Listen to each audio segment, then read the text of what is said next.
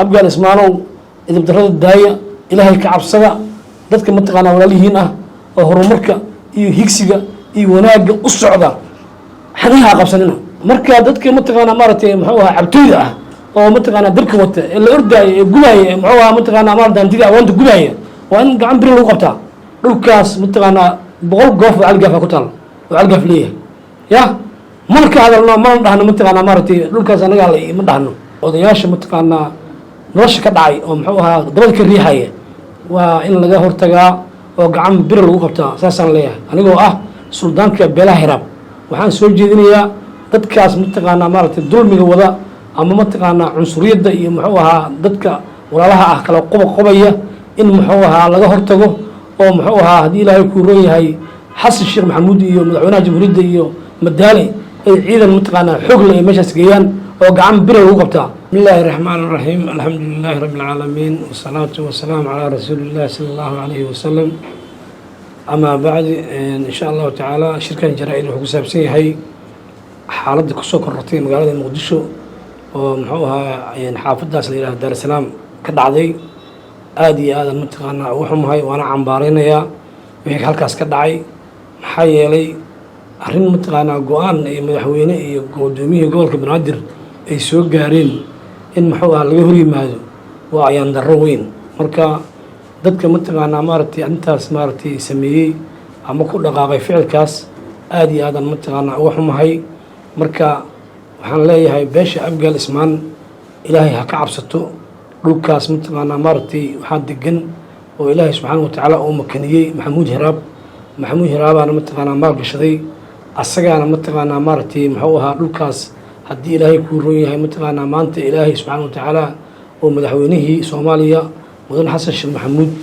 iyo guddoomiyihii gobolka banaadir mudane madaale ilaahay subxaana watacaala uga soo qaaday in guddoomiye loo magacaabo maxamuud hiraab ah marka xaasidnimada mataqaanaa maaragtay intaas la eg ee abgaal ismaan mataqaanaa maaragtay wuxuu yihiin dad walaalahood ah oo muxuu ahaa hal guddoomiye oo mataqaanaa magaalo ay mataqaanaa dhiseen oo weliba magaalada mataqaanaa maaragtay waxaa iskale mataqaanaa maaragtay dadkii xaqiiqatan oo maalgashaday waxaa lacagta u badan geliyey ninka la yidhaha axmed kaaran oo ah nin reer mataan ah ninkaasaa lacagtiisa ku jirtaa meesha marka say ku garan waayeen marka inay mataqaanaa maaragtay walaalkood agoontii mataqaanaa maaragtay muxuu ahaa wiilkaas walaalkooda ka tegay xoolahooda inay maanta gubaan ya wax loo dul qaadan kara ma ahan mana laga yeelaayo dadka mataqaanaa maaragtay muxuu ahaa oo aan wax magaratada ah oo haddii ilaahay kuu roon yahay iyo odayaasha mataqaanaa nolosha ka dhacay oo muxuu ahaa dabada ka riixaya waa in laga hortagaa oo gacan biri lagu qabtaa saasaan leeyahay anigoo ah suldaanka beelaha hiraab waxaan soo jeedinayaa dadkaas mataqaanaa maaragtay dulmiga wada ama mataqaanaa cunsuriyadda iyo muxuu ahaa dadka walaalaha ah kala qobaya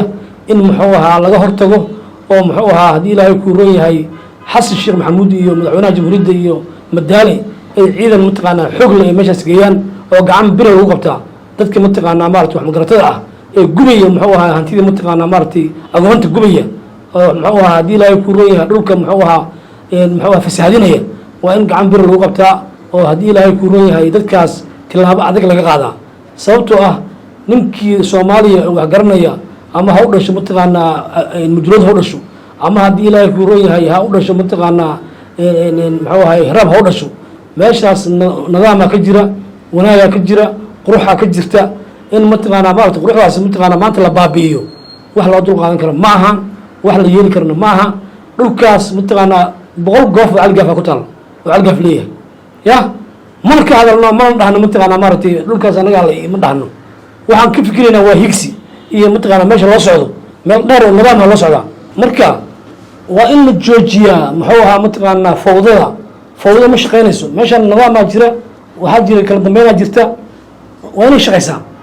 marka dadka mataqaanaa maaragtay muxuu ahaa cabtooyda ah oo mataqaanaa dabka wata ee la ordaaya ee gubaya ee muxuu ahaa mataqaanaa maaragtay hantiga awoonta gubaya waa in gacan biri lagu qabtaa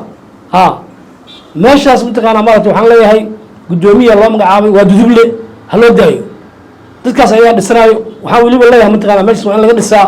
gaal shire in laga dhisa waay ha gaal shire in laga dhisa meeshaas weyn oo mataqaanaa maaragtay haddii ilaahay kuu roon yahay